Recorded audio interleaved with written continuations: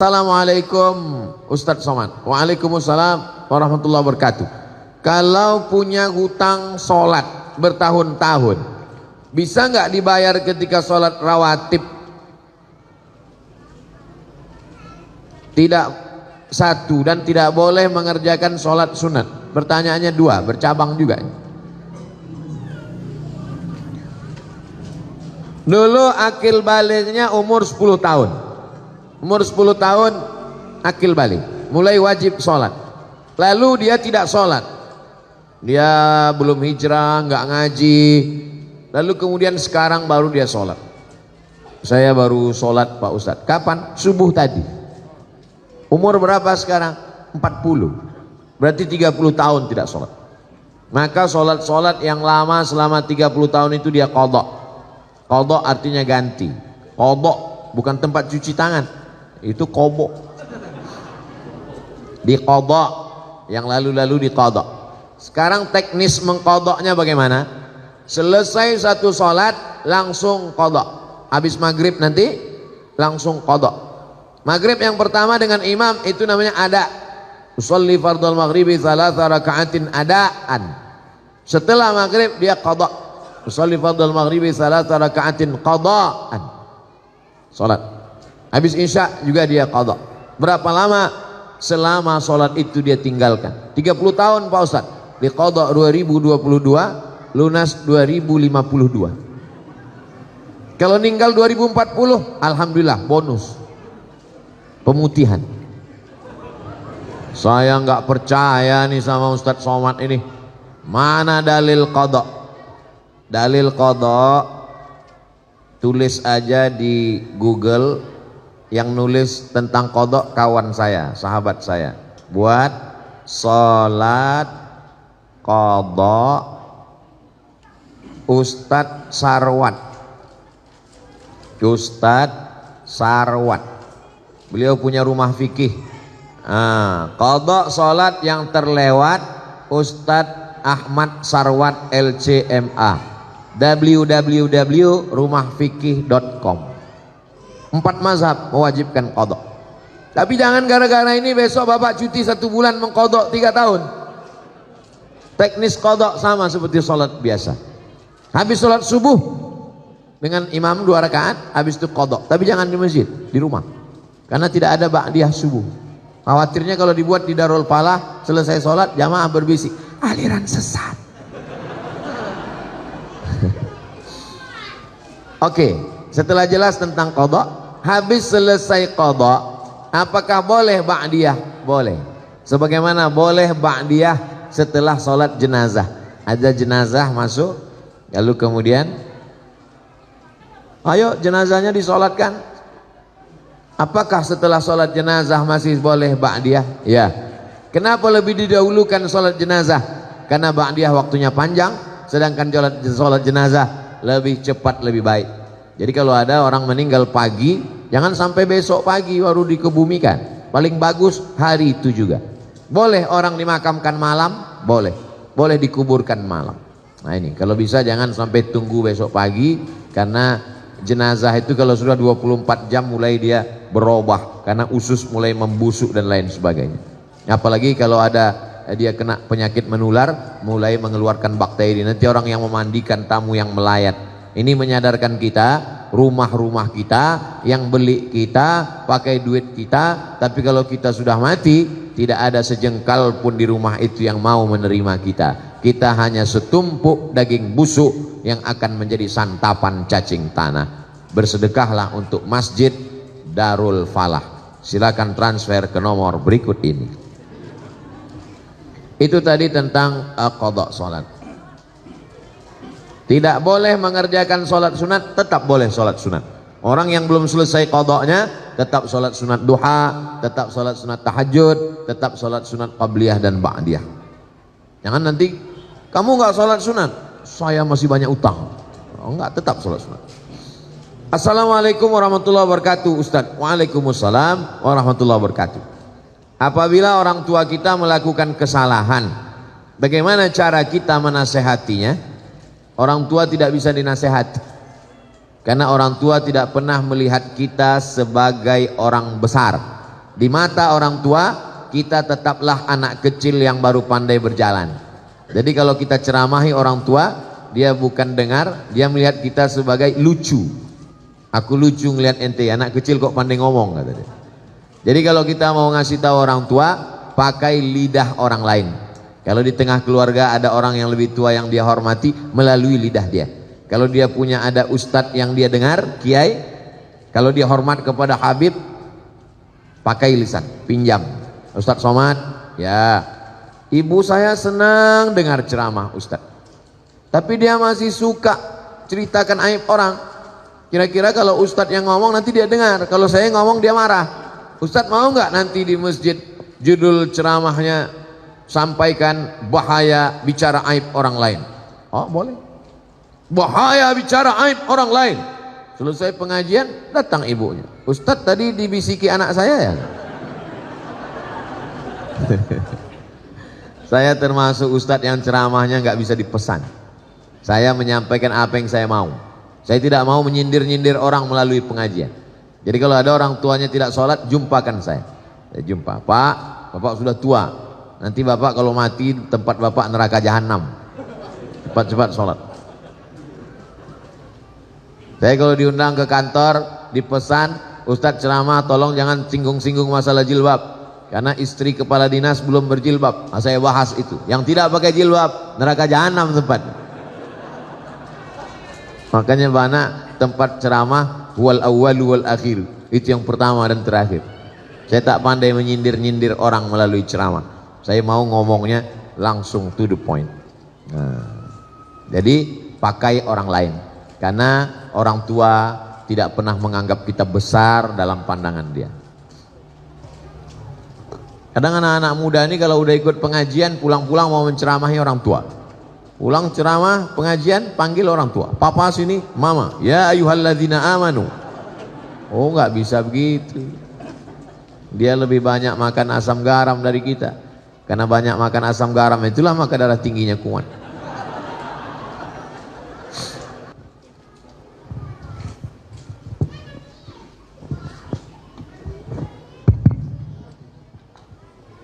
Assalamualaikum Ustadz Abdul Somad.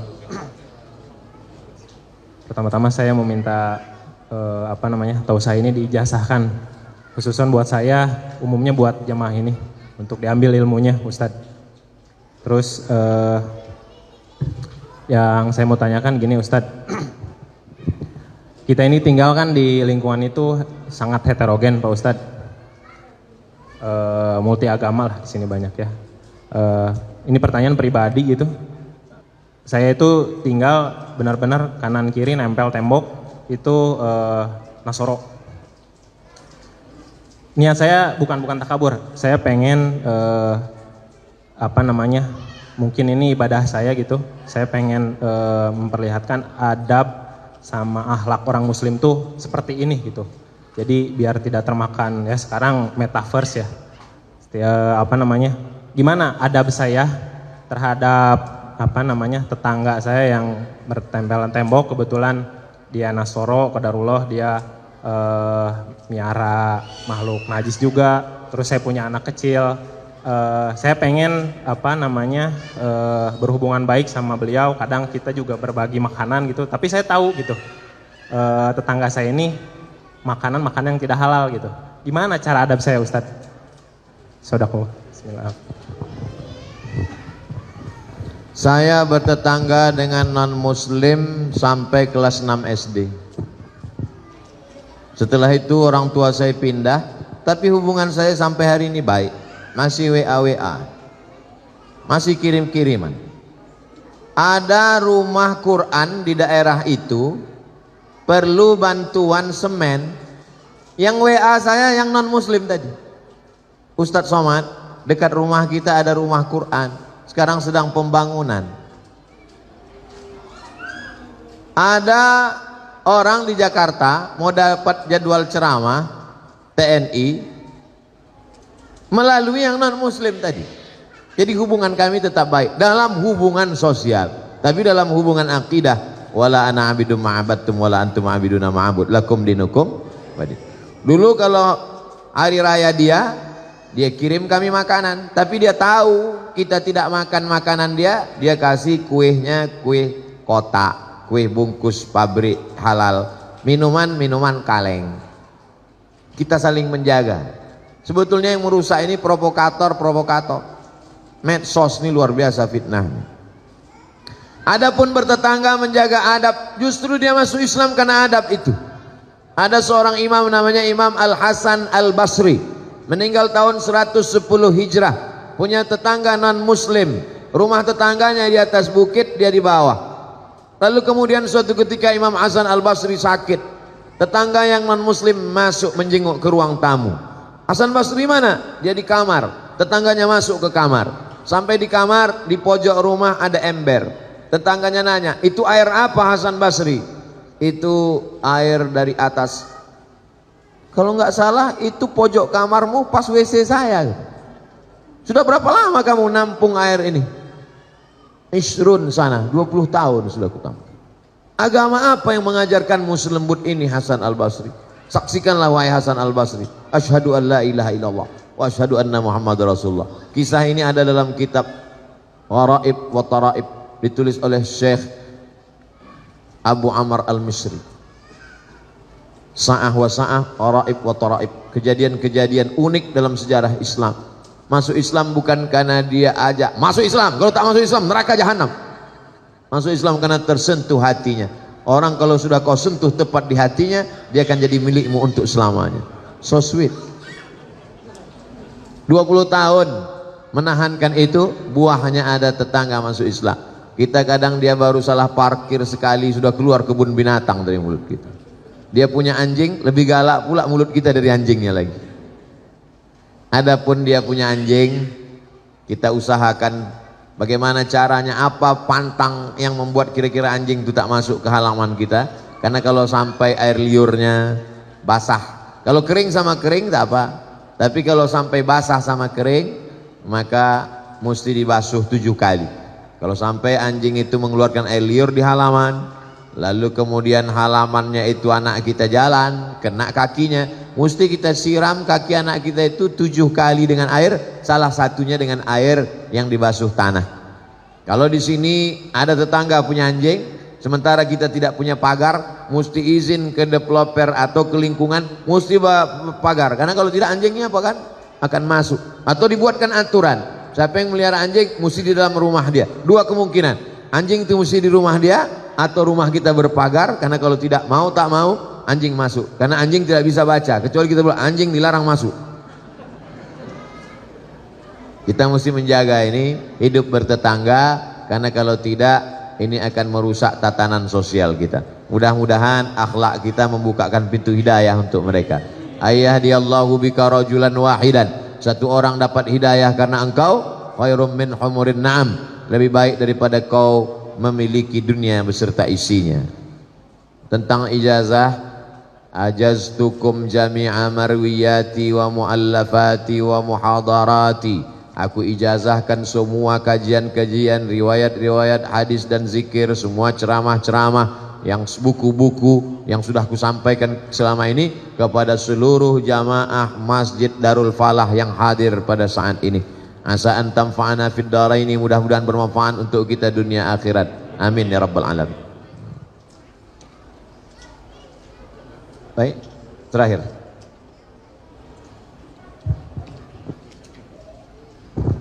Assalamualaikum warahmatullahi wabarakatuh. Waalaikumsalam warahmatullahi. Mohon maaf, insya Allah ini terakhir Ustaz.